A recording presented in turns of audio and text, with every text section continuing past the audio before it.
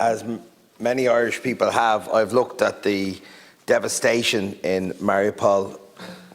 Let's call it for what it is, what war crimes that are being undertaken in Mariupol, at the real fear in Kiev, at the anxiety in places like Kiev, and then the concern in each of the European Union countries that border Russia.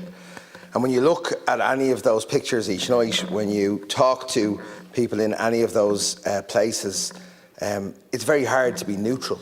It's very hard to say what Putin is doing, that you have no feelings on it, that you have a neutral view of the position between Putin and the people of Ukraine.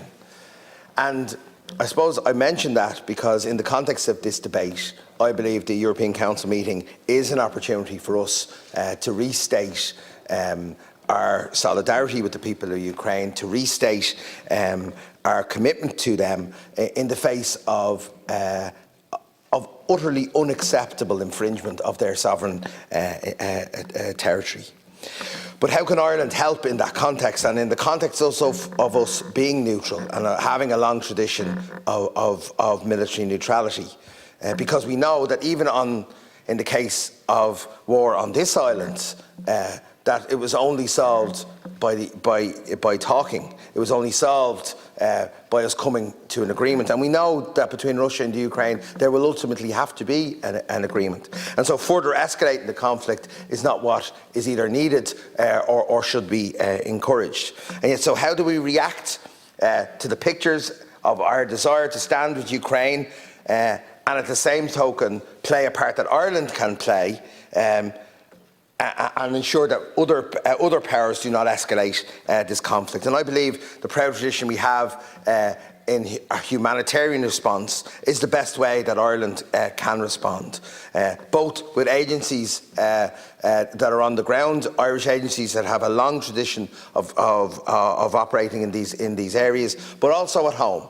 And I think the comments from Deputy Fitzpatrick are something that we need to consider. We need to consider how those people who come to Ireland are dealt with, but also how, in dealing with that humanitarian response, we don't allow a space to develop for those people on the far right or those people who want to exploit racism in this country.